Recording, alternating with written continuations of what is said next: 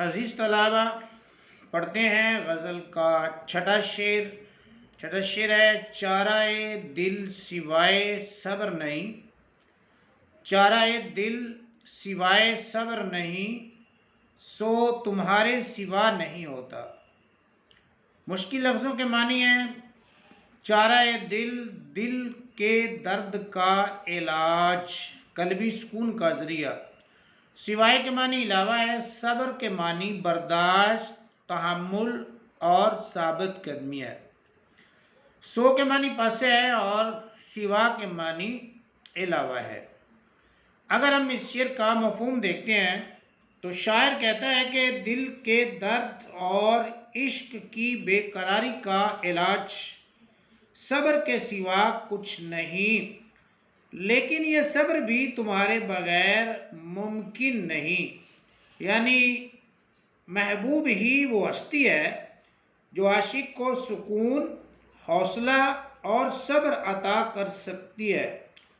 عاشق اس قدر محبوب کا محتاج ہو جاتا ہے کہ اس کے دل کے ہر درد کی دوا بھی محبوب ہی ہے۔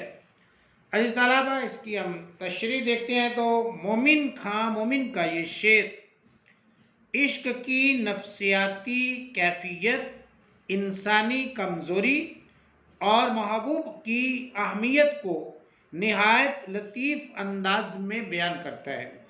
مومن کی شاعری کا خاصہ یہ ہے، یا ہم کہہ سکتے ہیں مومن کی شاعری کا خاص وصف یہ ہے کہ وہ کم الفاظ میں گہرے جذبات اور وسیع معنی پیدا کر دیتے ہیں۔ اس شعر میں بھی یہی خوبی نمایاں ہے۔ پہلے مصرعے میں شاعر کہتا ہے: چارہ دل سوائے صبر نہیں، یعنی دل کے درد، بے چینی، اضطراب اور محبت کی تڑپ کا علاج صبر کے سوا کچھ نہیں۔ دنیا کے بہت سے غم وقتی طور پر دور ہو سکتے ہیں، مگر عشق کا درد ایسا ہے جس میں انسان کو برداشت اور تحمل ہی سہارا دیتے ہیں۔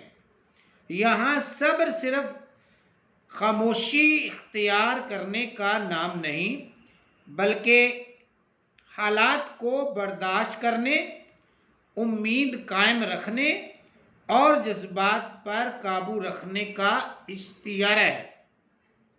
عزیز طلبہ، دوسرے مصرعے میں شاعر ایک نہایت دل نشین اور نازک بات کہتا ہے: اے محبوب، یہ صبر بھی تمہارے بغیر ممکن نہیں۔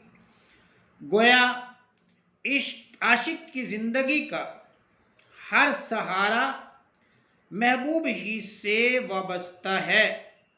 محبوب کی ایک نظر، ایک بات یا ایک امید عاشق کو جینے کا حوصلہ دیتی ہے۔ اگر محبوب ہی موجود نہ ہو تو صبر کی قوت بھی باقی نہیں رہتی۔ بقول میر کہتے ہیں: رنج سے خوگر ہوا انسان تو مٹ جاتا ہے رنج، رنج سے خوگر ہوا انسان تو مٹ جاتا ہے رنج، مشکلیں مجھ پر پڑیں اتنی کہ آسان ہو گئیں۔ مومن نے نہایت سادہ مگر مؤثر انداز میں بتایا ہے کہ دل کے درد کا علاج صبر ہے، لیکن عاشق کے لیے یہ صبر بھی محبوب کے بغیر ممکن نہیں۔ شعر میں جذبات کی سچائی، نازک خیالی اور فکری گہرائی نمایاں ہے۔